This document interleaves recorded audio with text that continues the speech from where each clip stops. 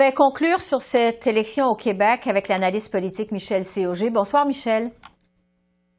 Bonsoir, Esther.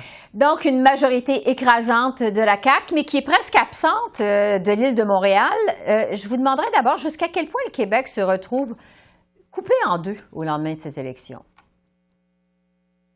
Il se retrouve coupé en deux de plusieurs façons. Il se retrouve coupé en deux géographiquement, comme vous le dites, avec le parti au pouvoir qui n'a que 2 sièges sur l'île de Montréal. Ce qu'il y avait avant, c'est pas les mêmes 2 sièges, mais quand même. D'autre part, il se retrouve coupé linguistiquement.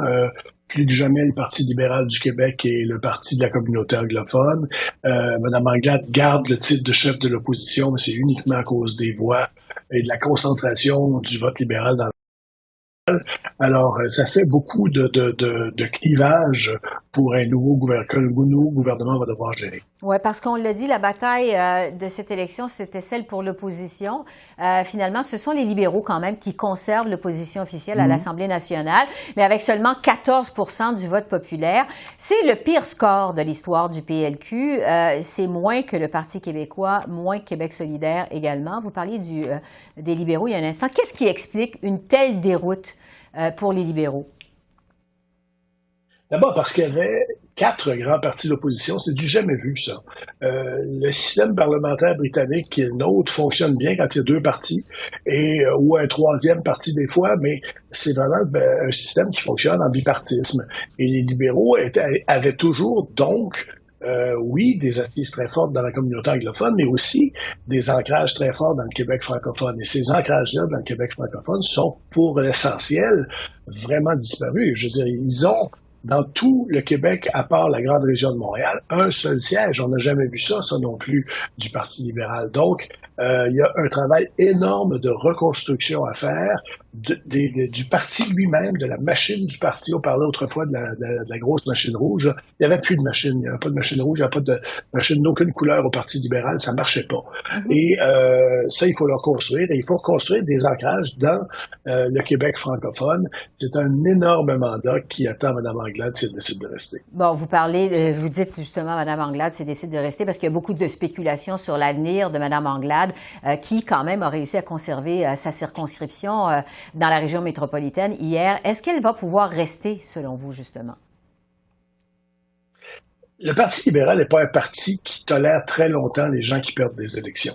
Alors, même si elle dit qu'elle veut rester, c'est pas certain que le parti veuille la garder, mais en même temps, est-ce qu'il y a quelqu'un d'autre qui attend pas loin, prêt à devenir chef du Parti libéral? Je pense pas. On ne sent pas ça. Alors peut-être qu'on va laisser Mme Anglade là, faute de combattants. C'est bien possible. Vous savez, il faut pas l'oublier, là.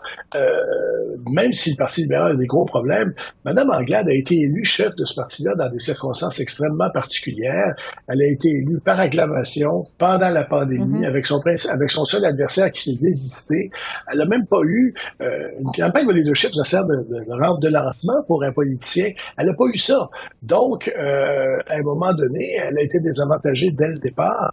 Je suis pas sûr que dans l'état actuel du parti, il va se retrouver beaucoup de personnes qui vont dire « Moi, je vais être chef du PLQ. » Oui. Du côté du Parti québécois, on a fait élire seulement 3 députés avec 15 % des intentions de vote. Québec solidaire a recueilli aussi 15 % du vote populaire. Ce sont 2 formations souverainistes. Michel, qu'est-ce que ça nous dit du mouvement souverainiste au Québec dans l'état actuel? M. Saint-Pierre Plamondon a lancé un appel dans les 10 derniers jours de la campagne, quand les choses se sont mises à aller un peu mieux. Il y avait un vote de sympathie et d'estime même pour lui. Tout le monde dit on va faire de la politique autrement. Lui a réussi à le faire.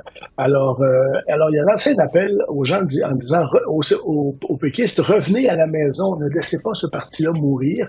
Ça a eu un certain effet, mais 3 sièges, c'est pas beaucoup, y compris que quand on pense que d'abord Pascal Bérubé dans Matane va mourir député s'il le veut, il pourrait se présenter pour le Parti végétarien et pour le Parti carnivore puis il gagnerait. Il n'y a pas de problème. À part de ça, il reste les îles de la Madeleine et le comté de M. Saint-Pierre Plamondon, qui, ne l'oublions pas, gagne essentiellement parce que la candidate de Québec solidaire s'était fait prendre à piquer des dépliants dans les boîtes aux lettres. Si elle avait été sur le bulletin de vote, probablement que M. Saint-Pierre Plamondon n'aurait pas été élu. Alors, c'est pas une journée pour pavoiser pour le Parti québécois, mais quand on voit la mort d'aussi proche, avoir 3 députés, c'est quand même bien. Sur les relations entre Québec et Ottawa, maintenant, François Legault n'a pas quand même critiqué ouvertement Justin Trudeau pendant cette campagne électorale, mais a quand même ouvert la porte à un référendum sectoriel sur l'immigration. À quoi on peut s'attendre des relations Québec-Ottawa à partir de maintenant, avec un mandat aussi fort pour la CAQ, vous pensez? D'une part, c'est pas pour rien que M. Legault n'a pas critiqué M. Trudeau, parce que une partie de ses électeurs, des électeurs de la CAQ, sont aussi des électeurs de M. Trudeau. C'est une partie de centre dans les deux endroits. Hein.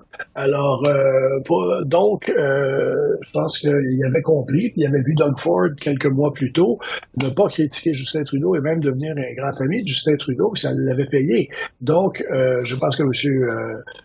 Legault, qui pourtant, aux dernières élections fédérales, disait qu'il faut voter contre Justin Trudeau, a comme compris que ça n'allait pas être à son avantage. D'autre part, M. Legault dit je dois avoir un mandat fort pour aller chercher de nouveaux pouvoirs à Ottawa.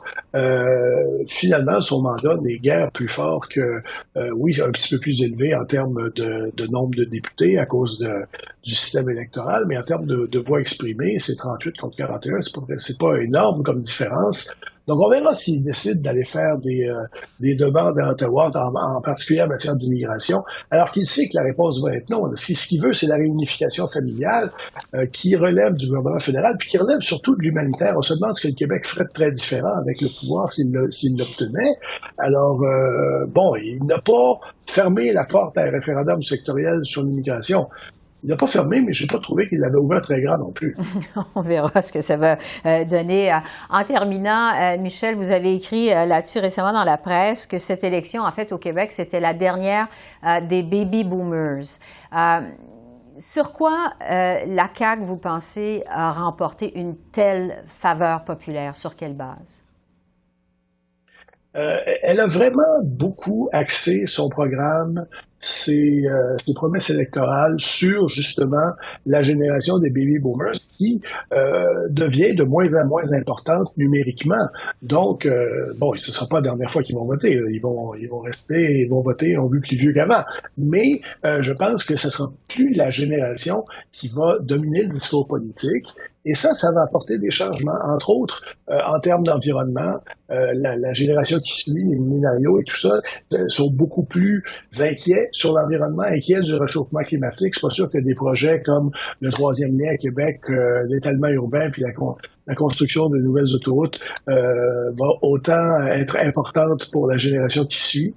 Alors, je pense que oui, on va avoir un changement générationnel au cours des prochaines années. Je dis pas à la prochaine élection comme telle, mais certainement dans un horizon d'une dizaine d'années. À plus long terme. Michel Cauger, analyste politique, merci beaucoup de vos lumières. Merci. Au revoir. Au revoir.